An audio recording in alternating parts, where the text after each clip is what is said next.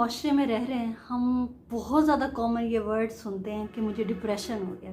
Even जो आजकल के बच्चे हैं ना, उनसे भी आप यही बात सुने कि मुझे डिप्रेशन हो गया। डिप्रेशन एक्चुअली साइकोलॉजी की टर्म थी और बट ये इतना कॉमनली यूज़ होने लग गया कि जो है ना वो हर बच्चे की ज़ुबान पर ये लफ्ज़ है। जबकि जो है ना ये जो प्रॉब्लम है मेंटल इलनेस का, जिसे ये एक बीमारी है डिप्रेशन, इसमें और आम इंसान में की जो फीलिंग्स है ना उनमें फ़र्क होता है। डिप्रेशन उस वक्त होता है जब कोई चीज़, आपकी कोई बीमारी है या कोई भी फीलिंग है, वो ज़्यादा अरसे तक आपके ऊपर छाई रहे और आप उससे ना निकल सकें। एक उसके अंदर जब आप हों, अगर आप डिप्रेशन में हैं तो आपको कोई खुशी भी महसूस ना हो, कोई अचीवमेंट भी आपको अचीवमेंट ना लगे। तो बात असल में ये है। लेकिन हम लोग ये जो नॉर्मल होता है ना फीलिंग, हर इंसान की सैडनेस की फीलिंग है, इमोशंस है हमारे, हम हैप्पी होते हैं या घबराहट का कभी शिकार होते हैं, ये सब नॉर्मल है। ये कभी ना कभी को हर इंसान पे ये सिचुएशन आती है। लेकिन अगर कोई इंसान लंबे अरसे तक इसी सिचुएशन में रहता है तो उसको हम बीमारी का नाम देते हैं। तो मेरा टॉपिक ये है कि आज मेंटल इलनेस की कौन से साइंस हैं जिनकी वजह से आप पहचान सकते हैं कि ये बंदा मेंटली जो है ना वो डिस्टर्ब है या इसे मेंटल इलनेस का कोई इशू है। ठीक है ना। तो फिर वो बाकायदा साइकेट्रिस्ट उसको, उसकी बीमारी को बाकायदा जो है ना वो एनालाइज कर सकते हैं और उसका इलाज कर सकते हैं। तो सबसे पहला जो है ना, अगर हम पाकिस्तान की बात कर लें, पाकिस्तान में देखें तो हर पांचवा बंदा जो है ना वो मेंटल इलनेस का शिकार है। आप लगा लें कि हम 20% लोग जो है ना वो इस बीमारी का शिकार हैं। वजह क्या हो सकती है? वजह ये है कि जो भी, क्योंकि हमारी कंट्री जो है ना वो एक डेवलप कंट्री है। हमारी जो कंट्री है ना वो एक डेवलपिंग है, मतलब वो डेवलपमेंट, जैसे जापान जैसी हमारी, चीन जैसी हमारी जो है ना इकॉनमी स्ट्रॉन्ग नहीं है, इसी तरीके से कोई हम दूसरा नहीं है। तो हमारे जो हालात हैं या मुल्क के जो है वो ऑब्वियसली हर बंदे पर उसका जो है ना वो इफ़ेक्ट्स नज़र आते हैं। तो ये वजह है कि जिसकी वजह से हर आपको पांचवा बंदा जो है ना वो मेंटल इलनेस का शिकार नज़र आएगा। अच्छा, इसकी साइंस की साइन कौन से होते हैं, ऐसे सिंबल्स कौन से होते हैं जिसकी बेस पर हम लोग ये पहचान सकते हैं कि किस बंदे को मेंटल इलनेस का इशू है और किसको नहीं है? अच्छा, सबसे पहली जो आप बहुत ज़्यादा कॉमन देखेंगे ना कि कुछ लोग होते हैं उनके पास हर चीज़ होती है, ठीक है ना, ज़िंदगी की हर सहूलत होती है, हर खुशी होती है, लेकिन फिर भी वो परेशान होते हैं। अगर उनसे पूछा जाए कि आप क्यों खुश नहीं हैं, क्या रीज़न है, तो वो आपको बड़े आसानी से कहेंगे कि मुझे नहीं पता। यानी उनको पता ही नहीं होता कि हम क्यों परेशान हैं, इसके पीछे क्या रीज़न है। तो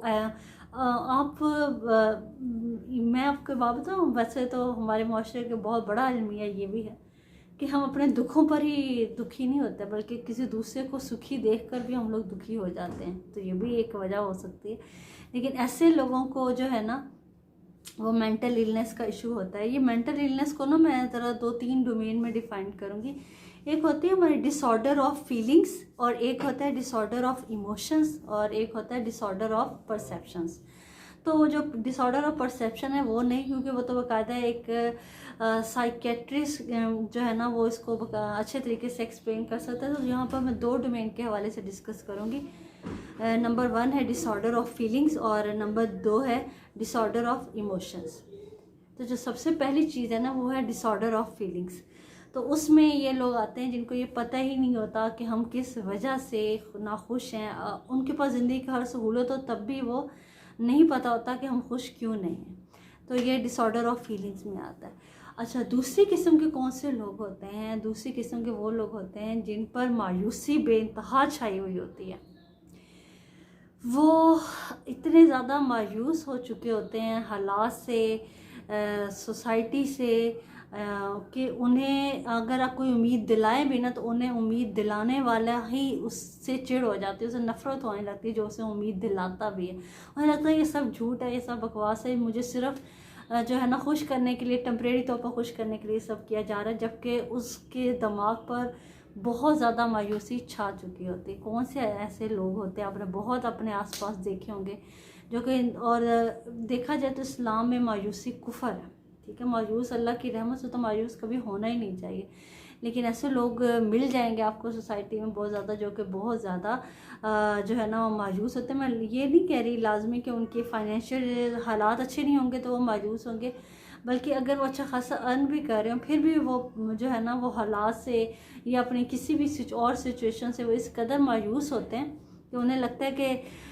ये कभी भी ठीक हो ही नहीं सकते, ये हालात कभी ठीक हो ही नहीं सकते। जैसे आप पाकिस्तान के हालात को देख लें तो इस टाइम काफ़ी क्रिटिकल सिचुएशन में पाकिस्तान गुजर है।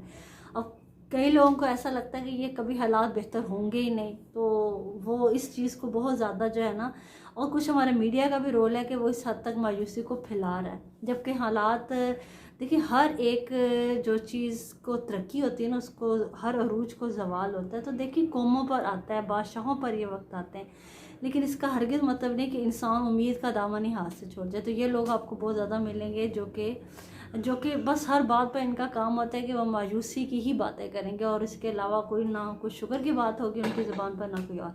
अच्छा, दूसरी किस्म के कौन से लोग आ जाते हैं, ये आते हैं डिसऑर्डर ऑफ थॉट्स में। ये लोग होते हैं बदगुमानी अगर कोई कह दे ना किसी इनके बारे में कि वो फलाना बंदा है, वो आपके बारे में कुछ ऐसा कहे तो ये बग़ैर तहकीक किए उस बात पर यकीन कर लेंगे, और ना सिर्फ यकीन कर लेंगे बल्कि उसको सच मानकर वो अगले बंदे पर चढ़ाई भी कर देंगे। तो ऐसे लोगों का भी कोई वो नहीं होता, क्योंकि उन्हें ना ये यकीन होता है कि जो है ना नेगेटिव थॉट्स उनकी एक्चुअली बहुत स्ट्रांग हो चुकी है, तो उन्हें पॉजिटिव थिंकिंग आती ही नहीं है। तो जो नेगेटिव थॉट्स इतनी ज़्यादा उनकी स्ट्रांग हो जाती है ना, तो वो पॉजिटिव सोच ही नहीं सकते। तो ये भी एक बीमारी होती है कि आप हमेशा ही नेगेटिव सोचते हो, आपका दिमाग जो है ना वो नेगेटिव साइड पर ज़्यादा चलता। वजह ये कि आपने अपने दिमाग को हमेशा नेगेटिव वे में ही चलाया, आपने कभी पॉजिटिव सोचा नहीं। हो सकता है वो बंदा आपके बारे में अच्छा सोचता ना सोचता हो, लेकिन अगर किसी ने कुछ भी कहा कि वो आपके बारे में गलत बात करे तो आपने उस पर आंखें बंद करके बग़ैर तहकीक किए आप लोग यकीन कर लेते हैं। इस तरह हमारे माशरे में बहुत ज़्यादा बिगाड़ पैदा होती है। तो ऐसे लोग भी आपको बहुत ज़्यादा मिल जाएंगे। अच्छा, आ जाएं अब ज़रा चौथे साइन पर। चौथा साइन वो होता है जिसे हम फोबिया भी कहते हैं, और जिसे आप कह लें ये भी एक थॉट डिसऑर्डर में आता है कि आप फ्यूचर के जो है ना अनजाने खौफ में मुब्तला होते हैं। मतलब कल क्या होगा आपको बहुत ज़्यादा आपको लगता है कि हमारी नस्लों का क्या होगा, हमारी औलाद का कल क्या होगा।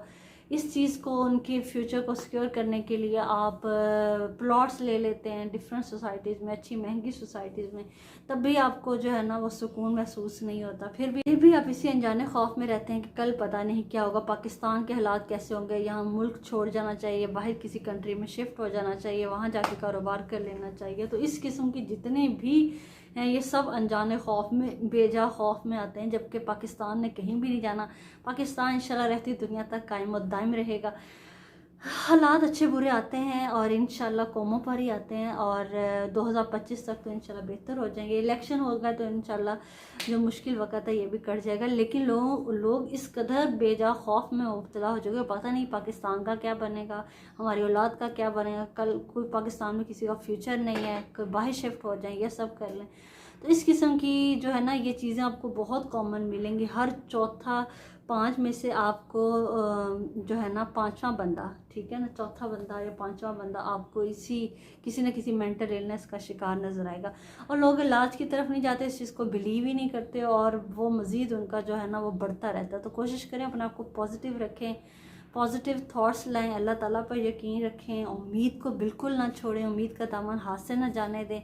तो इंशाल्लाह अल्लाह ताला बेहतर करेगा और करम करेगा, और पाकिस्तान भी हमेशा सलामत रहेगा। तो मैंने ये साइंस से सिम्टम्स थी कुछ जो मेंटल इलनेस की थी, तो मैंने सोचा आपके साथ डिस्कस करूं। आप मज़ीद मुझे बता सकते हैं मैं किस किस्म के टॉपिक आपके लिए लेकर आएँ। और अगर आपको मेरी वीडियो अच्छी लगी है तो चैनल को लाइक कर दें, सब्सक्राइब कर दें। मिलते हैं नेक्स्ट वीडियो में ऐसे ही किसी अच्छे इंटरेस्टिंग टॉपिक के साथ। अपना ख्याल रखिएगा। अल्लाह हाफिज़।